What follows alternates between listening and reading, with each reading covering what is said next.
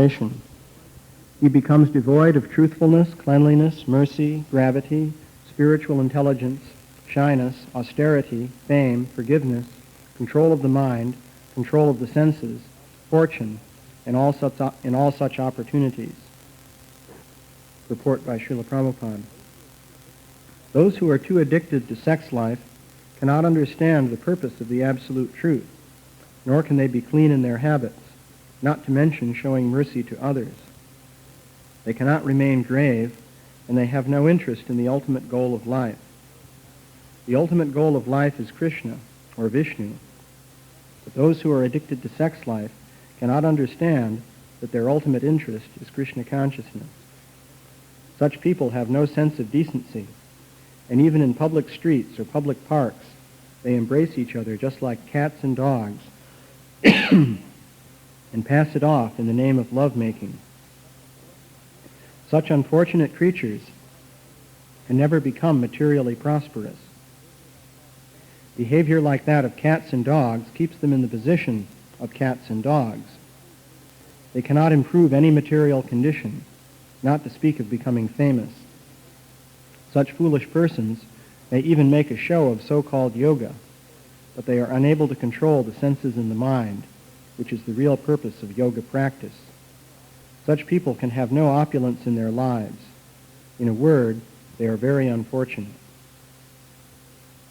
Omam jnana timarandasya jananjana shalakaya chakshurun militam yena tasmai Shri Gurave Namaha Shri Chaitanya Manobhistam Stapitam Yena Bhutale Swayam Rupakadamayam Dadati Swapatantikam. So the translation again. He becomes devoid of truthfulness, cleanliness, mercy, gravity, spiritual intelligence, shyness, austerity, fame, forgiveness, control of the mind, control of the senses, fortune, and all such opportunities. So, this refers to the previous verse, especially in the word for word. It says, Yat Sangat, from association with whom. As a result of association with certain types of persons, these results described in this verse take place. So the previous verse again is as follows. If therefore the living entity again associates with the path of unrighteousness, influenced by sensually minded people, engaged in the pursuit of sexual enjoyment and the gratification of the palate, he again goes to hell as before. So this verse is simply following up on that one, describing how through association with such sensually minded persons, one becomes devoid of all these different good qualities. And Srila Prabhupada concludes that such persons are very unfortunate. So the life of persons who are addicted to sex life is in fact taken in modern society as being basically just life. People are thinking this is the real goal of life, to engage in these activities. So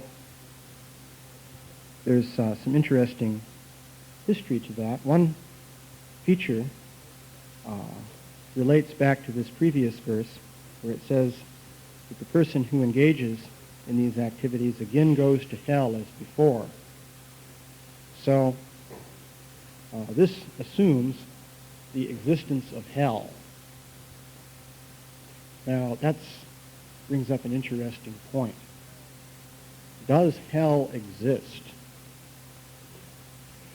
Well, I was just attending the Parliament of the World's Religions in Chicago, which is the centennial celebration of the 1893 Parliament of World Religions.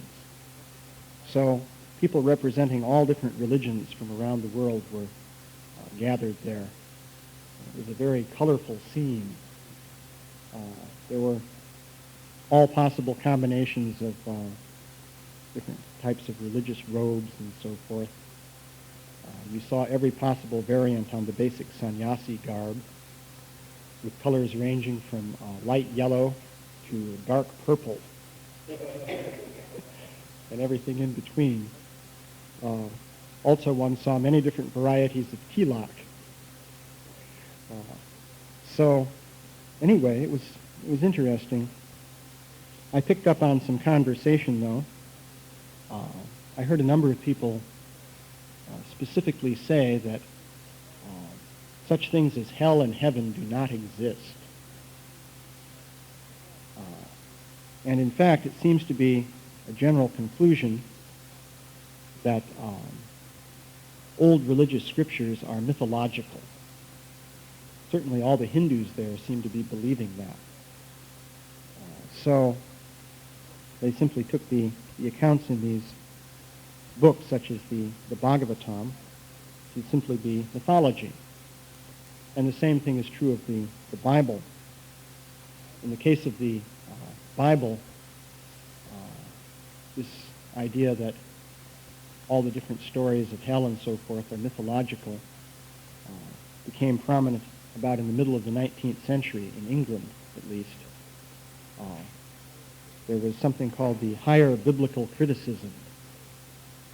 And basically the idea was to demythologize the Bible. So part of this was the teaching that hell doesn't really exist. Heaven also doesn't exist. So this had a certain impact on the general mass of people, because the idea that one might be punished in hell did exert some restraint on people's activities. But of course, once you convince people that hell doesn't exist, then all hell breaks loose. Right. Yes, one could put it that way. Yes, once people are not thinking that hell is down there, they will manifest it up here. Actually, I was reflecting on the question of why one should not regard the basic cosmology presented in the Vedic Shastras as being something frightening. That is, consider the basic description of reality given in Krishna consciousness. According to that description, it is possible to go to heaven or to go to hell. These places literally exist. But it seems that it's a lot easier to go to hell than it is to go to heaven. So if you actually believe that this is true, then it would seem that a person would be rather, let's say, in a state of anxiety. Consider, for example, the whole idea of Yamadutas, these messengers of Yamaraj. So the story is that if a person is sinful and has engaged in the kinds of activities described here, then at the time of death, he will see these horrifying figures approaching him, and they carry him away. That is, they yank his subtle body and soul out of the gross body, and they carry him to the place of Yamaraj. This is the story. So, in fact, it's described that their transportation system is interesting. They have a road that apparently has a free end that is maneuverable. So it can be made to end at any given location. So they shift this, I guess it's sort of like those devices you see in airports, the movable ramp that comes down to the door of the airplane. One end is attached to the building, but the other end can be moved so that it fits the door of the airplane. So, in any case, this road is maneuvered so that the end of the road is right next to the place where the person is dying. And so, when he is carried out of his body, he is then dragged down this road. And it's described that fierce dogs are there, and they mercilessly bite him. And also, he undergoes all kinds of different sufferings as these totally merciless and horrifying entities drag him down this road into the presence of Yamaraj, who then judges him for his sins. And you can be sure there's going to be severe judgment there, because were that not the case, he wouldn't have been dragged down that particular road. So if people thought this was actually real, this might have a somewhat tempering effect on their activities. However, people don't tend to think that it's real. Earlier on in the Bhagavatam, there was one verse in which I think Lord Kapila pointed out that one can see hellish conditions even in this world. Therefore, it shouldn't be so hard to believe that they exist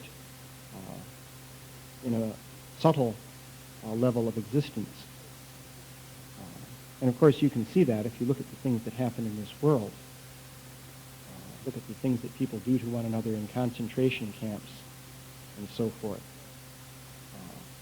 So imagine what would happen if the type of thought processes that are involved in, let us say, the administrators of concentration camps were to be, let us say, allowed to function without restraint in a subtle situation. It seems that the situation in the hellish planets is that the persons who are taken there have already died. That is, they've already lost their gross bodies, and they're there in the subtle body. So in one sense, everything that is happening to them is simply on the mental platform. However, that doesn't mean that it doesn't involve suffering.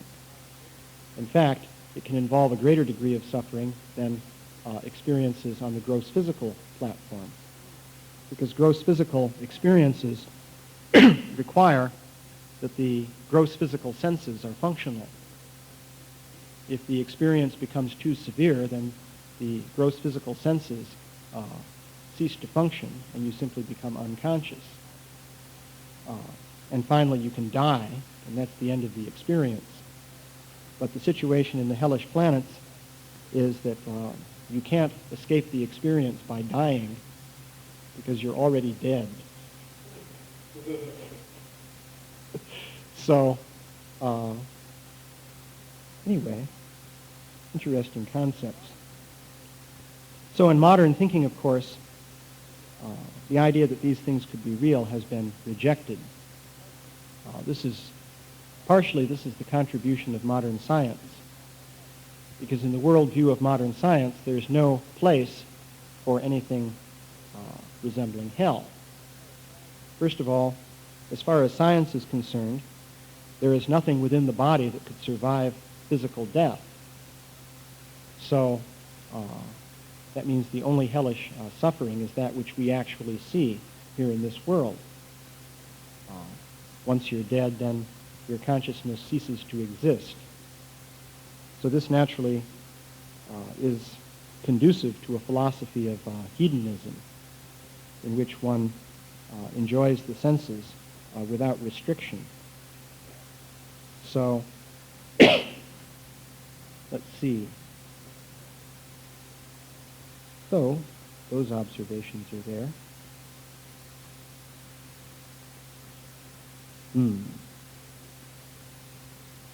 Any questions or comments on this?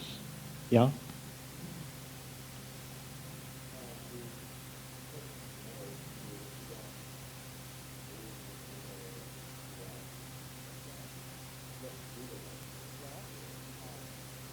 Well, what do those think is real who don't believe in the actual reality of heaven and hell and so forth? Well, there are various ways of approaching the matter. Most of the Hindus who don't believe in the literal reality of heaven and hell accept a concept according to which all the different descriptions in the Shastras are merely symbolic. And ultimately the symbols point to something that is totally indescribable. They call it Brahman, the impersonal absolute. And this Brahman cannot be comprehended or conceived of within the mind It is indescribable, but the various symbols in different systems of religion somehow say something about it, even though in the ultimate analysis they don't say anything about it, because it is completely beyond words. So there's some idea like that. This is supposed to be a very attractive idea. The concept is that somehow if you realize that this is true, then you realize that you are that absolute. It seems to me this is a little bit risky also, because generally there's the impression that it's very nice to realize that you are that absolute. That's the general concept. There is talk about bliss and things like that. That if you realize that you are the one, then you experience bliss. But there's a problem, and that is that bliss is also a word. And this one is very explicitly said to be beyond words. So how do you know that that word applies to it? In fact, it can't, if it's beyond words. So the idea is that you find that you are something of which we have no conception. So, pardon me? Yes, it's beyond words, beyond conceptions, and you realize that you are that.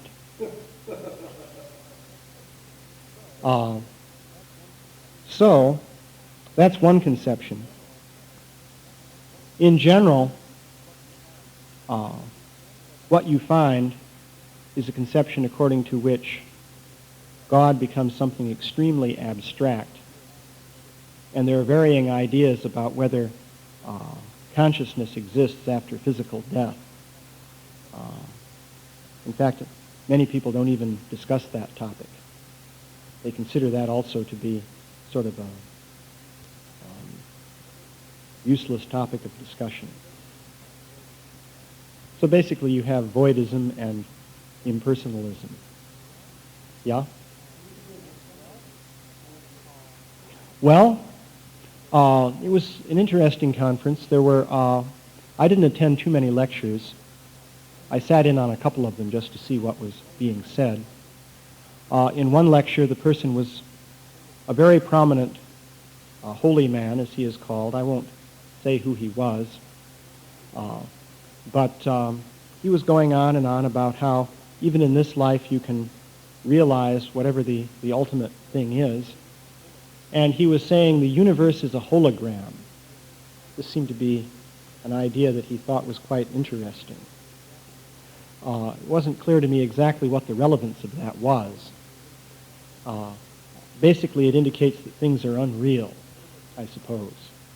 Because a hologram, after all, it's not really there, but it looks like it's there. But he went on saying quite a number of things like this for some period of time. And then when he stepped down from the podium, the entire audience in this rather large hall stood up and gave him a standing ovation, which I thought was interesting. Then, after that, an engineer stood up, dressed in a business suit, and introduced a yogi whose main claim to fame was that he had performed a lot of miracles. And I thought this was interesting, because on the one hand, you have this very scientific approach, according to which, after all, we know that these shastras are just mythological, and we interpret everything in a very abstract and impersonal way. And ultimately, our conclusion is totally one of something having to do with this indescribable absolute, whatever that may be. But in his introduction, this engineer in the business suit, who in fact was one of the organizers of the whole program, in introducing this yogi, was mentioning all these miracles that the yogi had supposedly performed. And the idea was that he could produce ash from the palm of his hand, and also rudraksha beads and other little items. And he had once been locked up in an airtight box for 40 days and emerged none the worse for wear. And he had stopped the rain at one point, on one occasion, And he healed people also from diseases. So I thought, and that was one was given a list of these different miracles that had been performed, and then was presented with this person as a great authority on spiritual life. So I thought, it seems that what we have here is that old-time religion, namely miracles, therefore he is a holy man. At least he wasn't introduced as an incarnation. Sometimes that is done, incarnation of Vishnu. That has been done from time to time. But, so these things were going on. Yeah? Pardon me? Go ahead.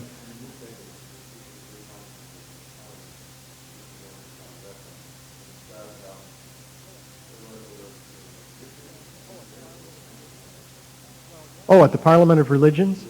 Well, yeah, in fact, the Greek Orthodox contingent walked out of the Parliament of Religions because they didn't want to share the same parliament with the witches and neo-pagans who were there with very colorful robes.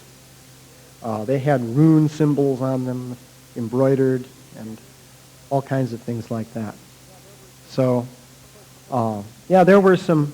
Of course, the whole theme of the convention was sort of mutual harmony. That was the idea, based on the principle that it's all one, ultimately. But there was a considerable amount of disharmony.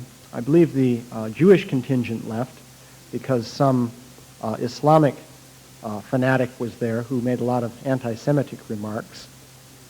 And let's see, the Hindus and the Sikhs got into a verbal battle that had to be broken up by the police. That made the newspapers one day. Interesting point to make concerning this idea that through impersonal philosophy you can harmonize all religions.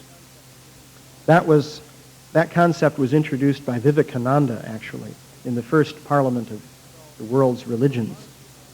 So a lot of people accept this. The basic idea behind it is that different religious systems seem to be superficially different because people have different names for God and different rituals and so forth, and the different groups are saying my way is the only way and everyone else is of the devil and so on and so forth.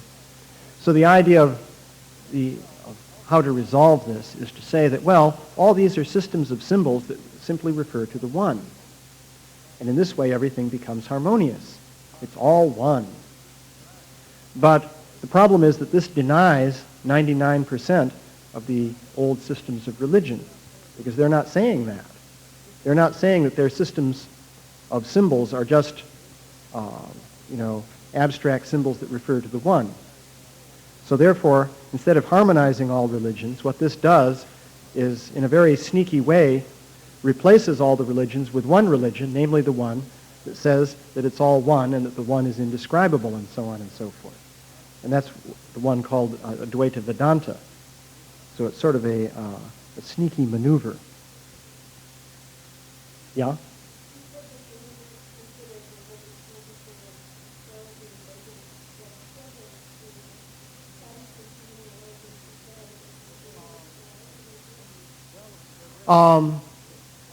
Well, there are various motives for doing that. One reason for studying old books and publishing translations and so forth is that this is something that scholars do.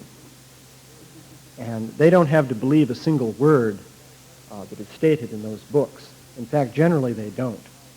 It's considered very bad form for a scholar to actually believe any of those things, at least literally. Rather, they just, it's a sort of industry in which, you turn out publications and give lectures and gain prestige amongst your scholarly colleagues, and you publish books, and ultimately you attain the goal of being enshrined in footnotes. This is a way of attaining immortality. once your name is there in various footnotes, it tends to remain for quite some period of time. Yeah?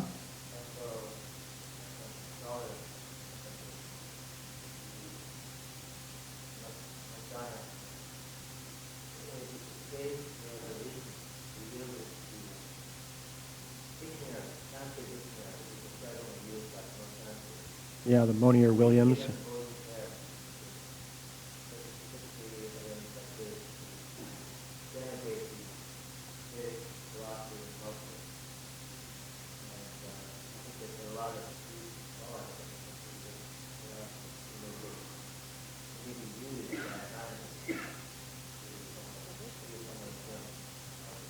Well, basically what you have in the modern day and age is something that could be called the Enlightenment consensus.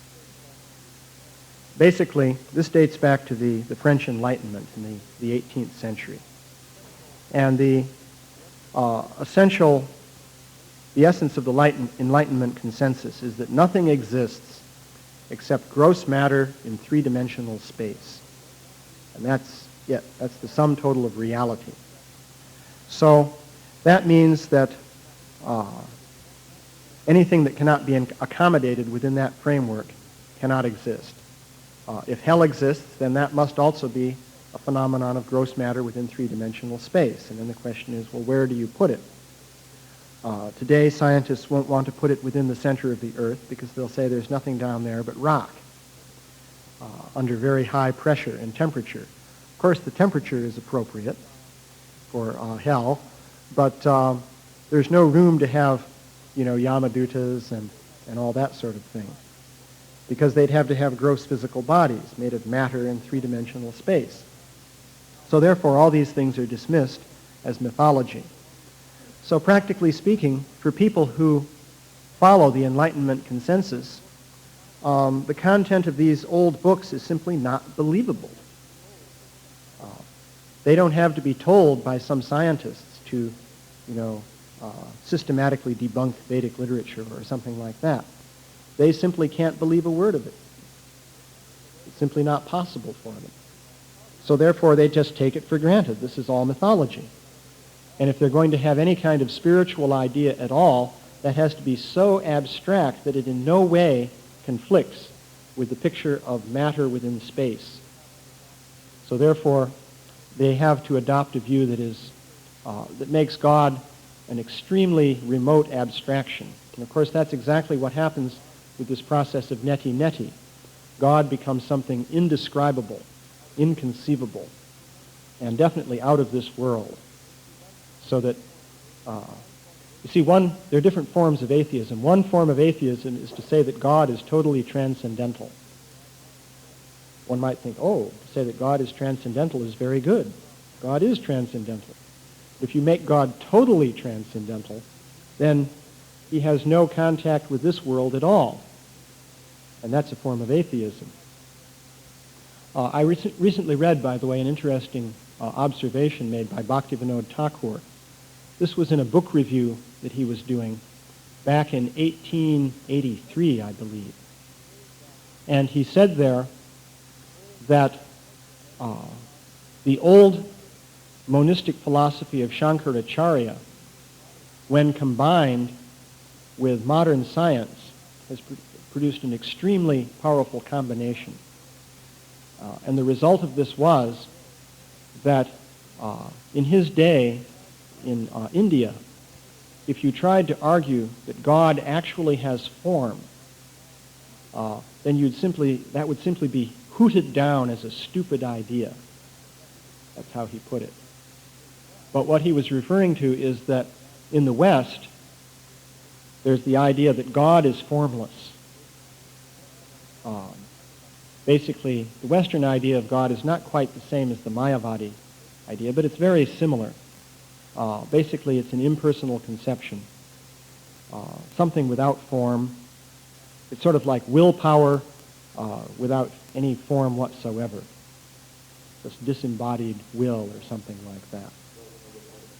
So, Bhaktivinoda Thakur said that this formless concept of God, combined with modern science, which of course would insist on a formless conception of God.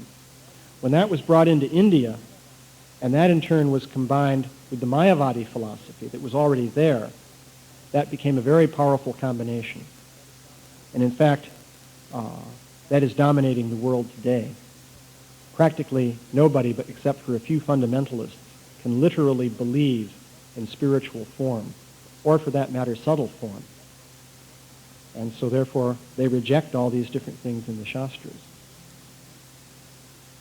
Yeah?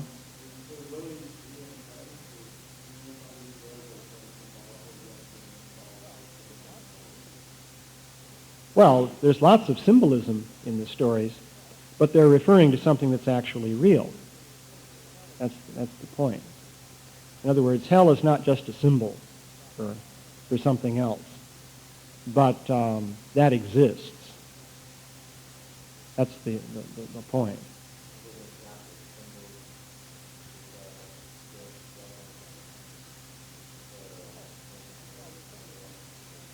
Oh, well, there's so many things you could take as being symbolic. An example where you take something that is real as being symbolic would be to say that Kurukshetra, the battlefield of Kurukshetra, really refers to the heart of the individual, and the 5 Pandavas refer to the 5 senses, and so on. So you assign a symbolic meaning to everything, which that's a particular example that Srila Prabhupada explicitly condemned, for example. Now, an example of something symbolic that is also real would be the demons who attacked Krishna in his childhood pastimes. Because on the one hand, they are symbolic of different anarthas involved in the path of Krishna consciousness. But at the same time, they were actual personalities who were actually attacking Krishna. So they're symbolic and they're real. There's nothing to say that something real cannot also be symbolic. That's perfectly possible. So, yeah? Yeah? Yeah.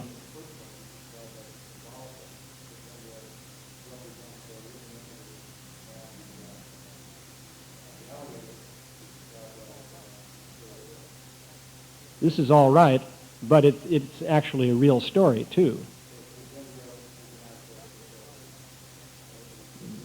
That's what the Bhagavatam is saying.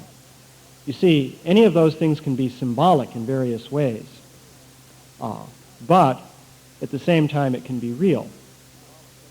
That's perfectly possible. Just because it's symbolic doesn't mean it isn't real. So that is a real history. Gajendra is an actual personality. He was a king named Indrajumna who was cursed by Agastya Muni. He was cursed to become an elephant because he offended Agastya Muni. So he took birth as the elephant Gajendra on the Trikuta mountain in the ocean of milk. So the idea is the Trikuta mountain is actually a real place. There's actually an ocean of milk. A somewhat interesting form of milk. It's described that when this milk laps against the shores of the Trikuta mountain, it produces jewels. So one could experiment with a large vat of milk. Huh? This may be true. It may require the Trikuta mountain, not just some ordinary stone shoreline. But in any case, this is all quite real. So generally that's the case in the Bhagavatam. Yeah?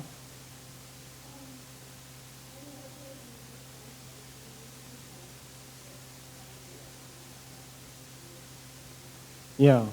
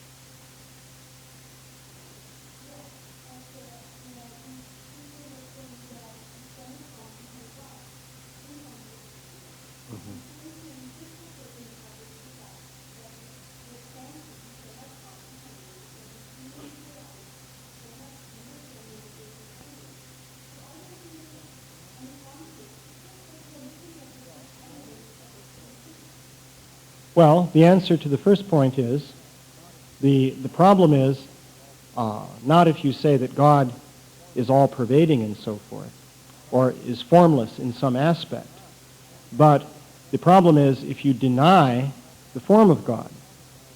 See, that's where the problem comes in. Now, in the Bhagavatam it is said that there are three features of God: Brahman, Paramatma, and Bhagavan.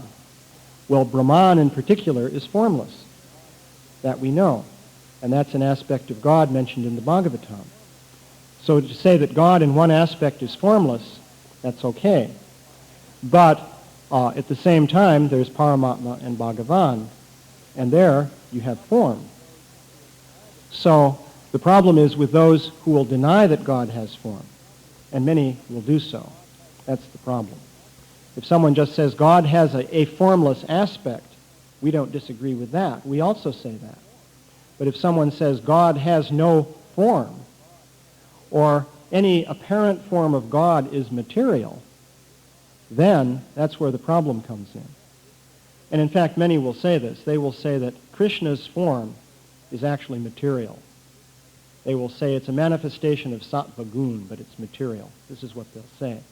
So from our point of view, that would be blasphemy, because Krishna's form is actually transcendental.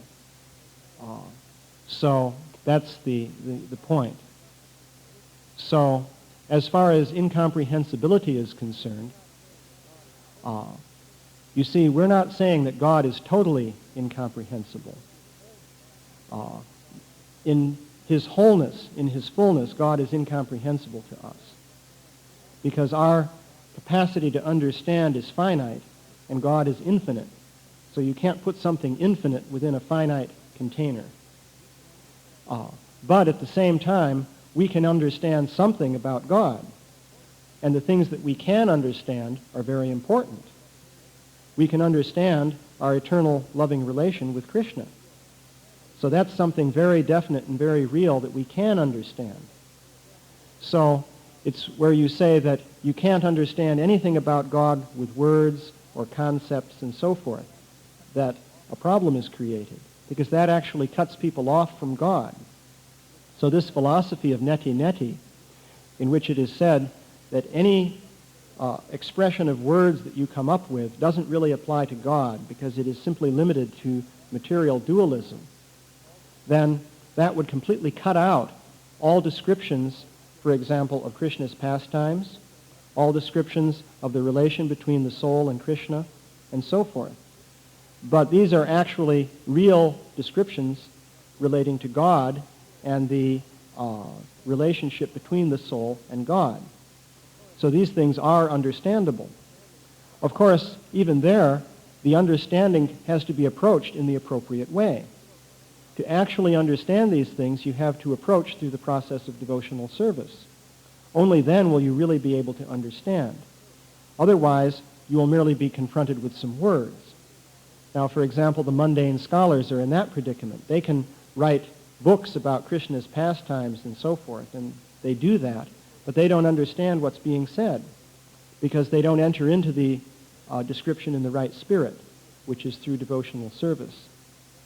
So the point then is, through devotional service, you can understand some very important things about God, and these things can be conveyed through words. Yeah.